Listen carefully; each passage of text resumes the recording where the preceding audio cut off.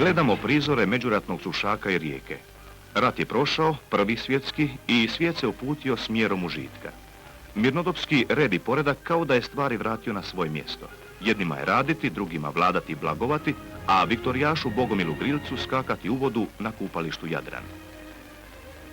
Međutim, mladi Krleža koji vidi što drugi ne vide, glasom proroka i dolišnom pjesničkom mrzovoljom sluti groblja i požare. Jednoga će dana krvavo jutro svanuti, jednoga će dana crljeni vihor planuti, o jednoga dana nad piramidom mrtvih domobrana buknuće plamen iz bezbrojnih rana.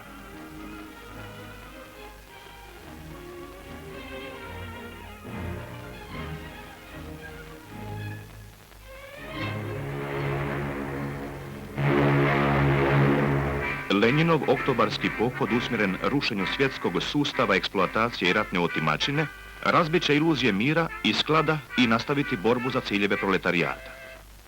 U Rijeci se osjeća duh oktobra. Odbjegli vojnici vode prave male ratove po starom gradu i okolici. Na ruševinama Austro-Ugarske carevine niklo je više država. Iz smjera Kantride u Rijeku će umarširati 1919. godine Arditi Gabriela D'Annunzia, dok se oko grada otimaju dvije pobjedničke kraljevine, Jugoslavija i Italija. Zapadni dio današnje Rijeke okupirala je Italija. Autonomaši, zagovornici posebne riječke države, bit će kratko vrijeme na sceni grada. U Rijeci su najprije iskušane fašističke metode. Obračun s komunistima počet će prije na riječkim ulicama nego u europskim metropolama nasilja, Rimu i Berlinu. 1924. godine Kraljevina Srba, Hrvata i Slovenaca priznaje punu vlast Italije nad tadašnjom Rijekom. Državna granica poći će obalom Riječine i ulicama grada.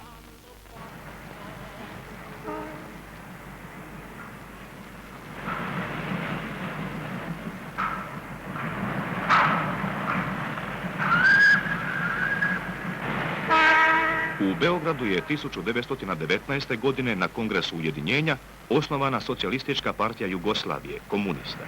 Iste godine u okupiranom Sušaku osniva se mjesna organizacija partije.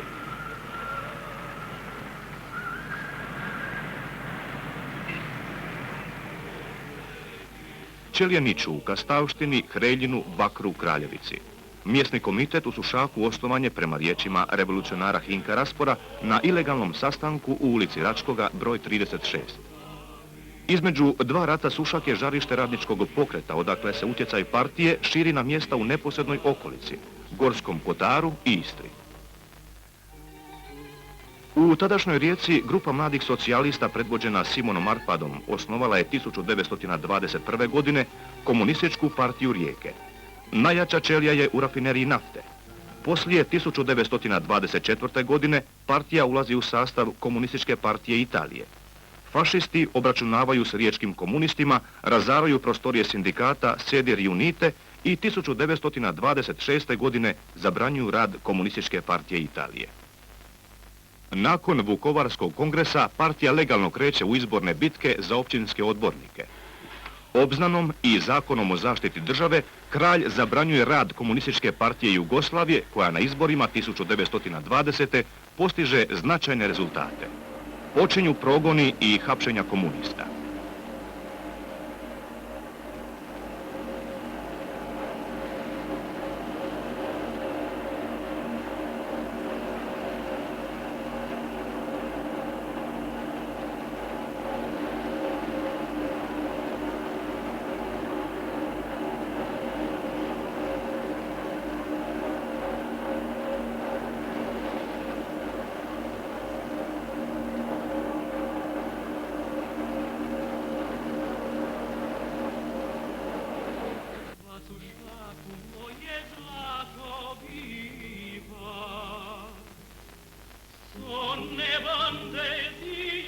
Na početku 20. stoljeća Rijeka je neveliko, ali snažno prometno i industrijsko središte. Poslije rata Sušak će postati glavna pomorska luka na jugoslavenskom Jadranu i razviti se u bogat i lijep grad. Međutim, brojno radništvo od toga nema koristi. I prije i poslije rata živi i radi u teškim uvjetima. U novinama tih vremena čitamo: stanovi za radnike prije su naličili mišjim rupama nego ljudskim stanovima. List Hrvatski radnik opisuje radnike koji čekaju posao. Rijeka je stjecište čitavog primorskog puka. Trgovi su puni nezaposlenog radništva. Poslodavci plate radniku što ih volja, budući znaju da ih mori glad. Državni režimi, neovisno o nacionalnoj zastavi, brane privatni kapital policijskim terorom. Nakon prvih uspjeha na izborima 1920. i 1923. godine i obznane, Komunistička partija Jugoslavije djeluje ilegalno i pod imenom Nezavisne radničke partije. U teškoj situaciji nakon obznane, Vladimir Ćopić-Senjko, oblasni sekretar, saziva partijsku konferenciju za Hrvatsko primorje u Bakru 1924. godine. Komunisti ovoga kraja imaju značajnu ulogu u radničkom pokretu. Izvanredno dobro su organizirali izborne skupove na koje dolaze i govore istaknuti aktivisti iz Hrvatske. U Hreljinu je 1920. godine govorio Miroslav Krleža, istaknuti književnik i komunist. Radnici su na zbor došli pod crvenim stijegom i sa tamburaškim zborom. Na ovim izborima Komunistička partija Jugoslavije dobila je većinu glasova u Kraljevici, Bakarcu i Hreljinu. Na skupštinskim izborima 1923. godine lista Nezavisne radničke partije dobila je u Sušačkom Kotaru više glasova nego li u preostalih 9 kotara. Predizbornu agitaciju vodio je Božo Vidas Vuk, čuveni revolucionar iz Hreljina. Josip Broz je na ovo primorsko područje dolazio više puta između dva rata. Listopada 1925. godine upošljava se u Kraljevičkom brodogradilištu kao strojobravar. Biranje za radničkog povjerenika i organizira štrajk 1926. godine koji je završio pobjedom radnika.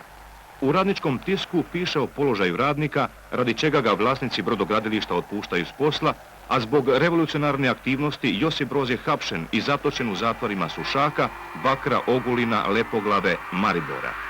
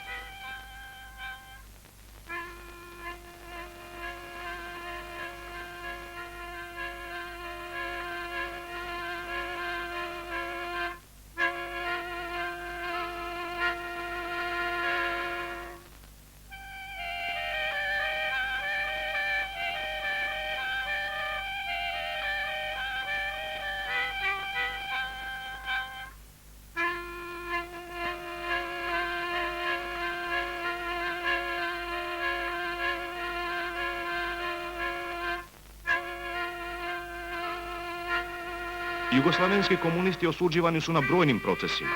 1927. godine, 29., 31., 37., 39. i 1940. Pred sudbenim stolom u Ogulinu osuđeni su 1927. godine komunisti Sušačkog područja Ivan Dujmić, Rade Celer, Ivan Pravdica, Filip Pavešić, Vjekoslav Franović i Lovre Juretić. Za vrijeme 6. diktature kralja Aleksandra policija hapsi i obračunava s komunistima. U svibnju 1934. provaljena je cijela organizacija Komunističke partije Jugoslavije u Hrvatskom primorju. Preko 100 komunista i suradnika je uhapšeno i suđeno u Ogulinskom procesu, najvećem u Hrvatskoj u to vrijeme. 1931. godine ubijen je član Centralnog komiteta Komunističke partije Jugoslavije Božidar Vidas Vuk. Uhapšen je nakon povratka iz Sovjetskog saveza i bačen s 3. kata Zagrebačke policije. U Hreljinu je podignuta bista ovom istaknutom revolucionaru, čije će se ime naći na zastavi prvog partizanskog odreda na Tuhobiću 1941. godine. Savez komunističke omladine Jugoslavije osnovan je u Sušaku 1927. godine na inicijativu Hinka Raspora. Revolucionari su u najvećem broju mlađi ljudi, pretežno radnici koji su iskusili nepravde najamnog rada i krenuli smjerom organizirane pobune. Živi politički rad odvija se kroz radnička, sportska, školska i kulturna društva koja su na Sušaku napredno i jugoslavenski orijentirana. To su Jugoslavenski športski klub Viktorija, Športski klub Orijent, pjevačko društvo Jekas Jadrana. Proletarijat na riječkom području udružuje se i bori već sredinom 19. stoljeća. U radničkom frontu nastupaju sjedinjeni Hrvati, Slovenci, Talijani, Mađari, Njemci. Poslije rata u tadašnjoj Rijeci izbija niz štrajkova i obustava rada. 1923. godine na brodovima Jadranske plovidbe 3000 pomoraca objavili su generalni štrajk. Na inicijativu partije, koja djeluje osobito kroz sindikalne organizacije, osnovan je u Sušaku 1935. Savez lučkih i obalnih radnika. Savez je objavio štrajkove 1935. i 1939. godine koji su završili pobjedom lučkih radnika. Značajan vid borbe za radnički pokret su proslave 1. maja, kada se javnim manifestacijama iskušavala snaga organiziranog radništva i klasnog neprijatelja.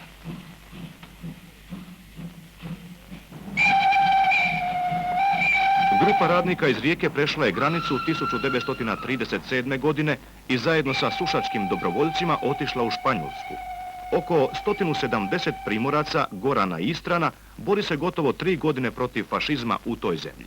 Na pragu je Drugi svjetski rat, mračne godine fašističkog terora i staljinskih čistki u kojima nestaje i Vladimir Čopić.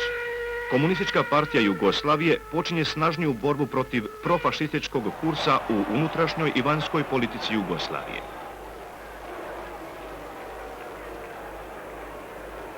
Titovim dolaskom na čelo partije otvara se najznačajniji period u povijesti radničkog pokreta Jugoslavije. Tito stvara jedinstvenu i snažnu komunističku partiju povezanu s radnim masama, sposobnu da ih povede u borbu protiv buržoazije i fašizma.